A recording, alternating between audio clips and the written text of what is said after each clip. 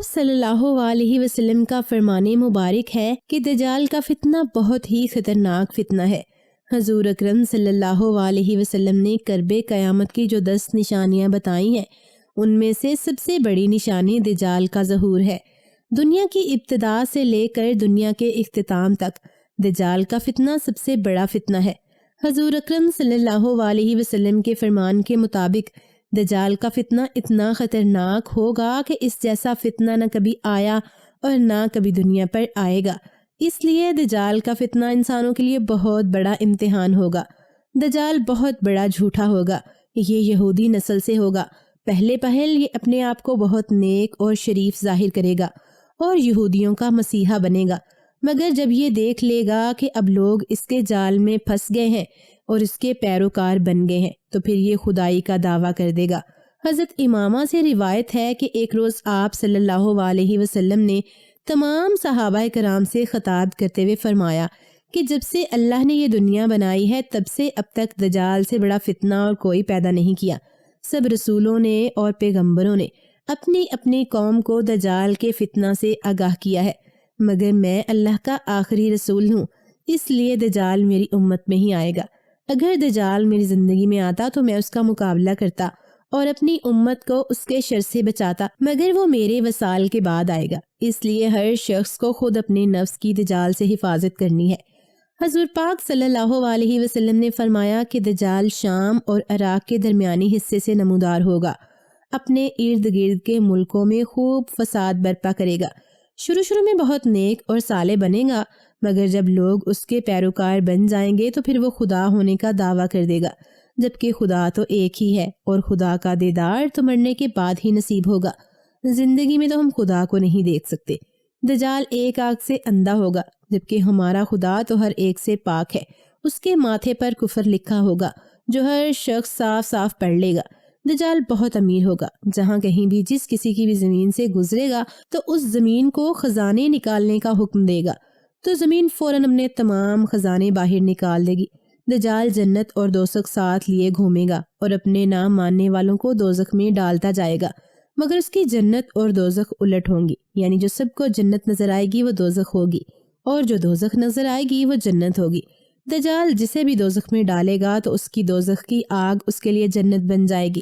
اس بات کا ذکر اللہ تعالیٰ نے قرآن کریم کی سورہ کاف میں بیان فرمایا ہے کہ دجال کی دوزخ بندے کے لیے ایسا باغ بن جائے گی جس طرح آگ حضرت ابراہیم کے لیے ٹھنڈی ہو گئی تھی۔ دجال کا ایک اور فتنہ جو بہت خطرناک ہوگا وہ یہ ہے کہ دجال بندوں کو 2 حصوں میں کاٹ دے گا اور کہے گا کہ لوگو دیکھو، اگر میں اسے دوبارہ زندہ کر دوں تو کیا تم پھر بھی مجھے خدا نہیں مانو گے؟ لہٰذا یہ اس بندے کو اللہ کے حکم سے سب کے سامنے دوبارہ زندہ کر دے گا اور پھر اسے پوچھے گا کہ بتا تیرا رب کون ہے؟ تو وہ شخص کہے گا بے شک اللہ ہی میرا رب ہے، تو دجال ہے، اب مجھے پکا یقین ہو گیا ہے، تو دجال ہے، تو کافر ہے اور تو خدا کا دشمن ہے۔ دجال ایک اور فتنہ روایت میں یہ بھی ہے کہ دجال بادل کو بارش برسانے کا حکم دے گا تو بارش ہو جائے گی، اور زمین کو سبزہ اگانے کا حکم دے گا تو زمین سبزے سے بھر جائے گی۔ اس دن جانور سبزہ کھا کھا کر خوب موٹے ہو جائیں گے اور ان کے تھن دودھ سے بھر جائیں گے۔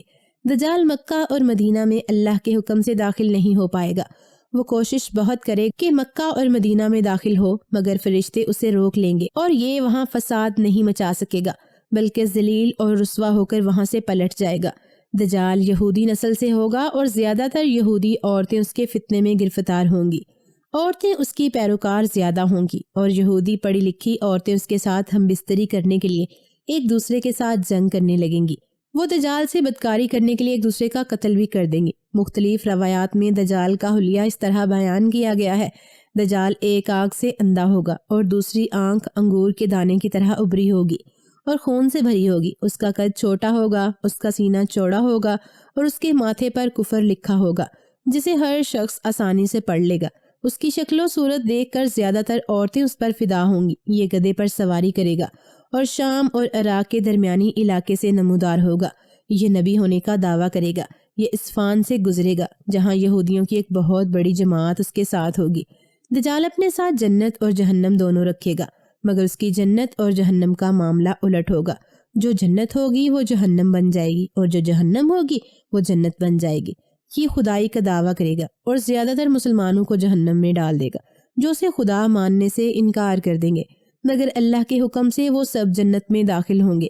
دجال جسے چاہے گا کھانے کو دے گا۔ دجال کے ظہور سے 2 سال پہلے ہی قحط پڑ جائے گا اور تیسرے سال دجال کے ظہور ہوگا۔ اللہ اسے دنیا کے تمام خزانے عطا فرما دیں گے۔ دنیا کے تمام خزانے اس کا کہنا مانیں گے۔ وہ لوگوں سے کہے گا اگر میں تمہارے آباء و اجداد کو زندہ کر دوں تو کیا تب بھی تم مجھے خدا نہیں مانو گے؟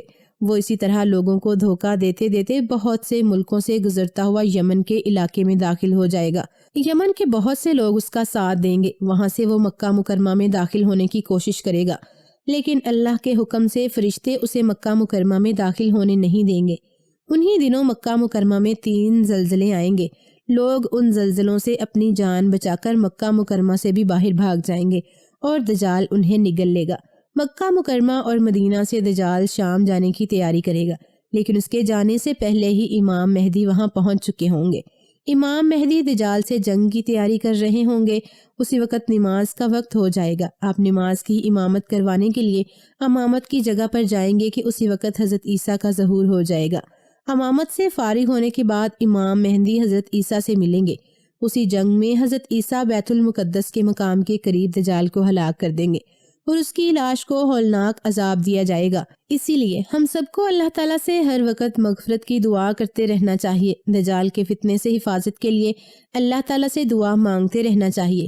اللہ تعالیٰ ہم سب مسلمانوں کے ایمان کی حفاظت فرمائے اور ایمان کی حالت میں ہماری موت آئے اور اس دنیا سے جاتے وقت کلمہ طیبہ اللہ کی رحمت سے ہمارے لبوں پر جاری ہو جائے۔ آمین۔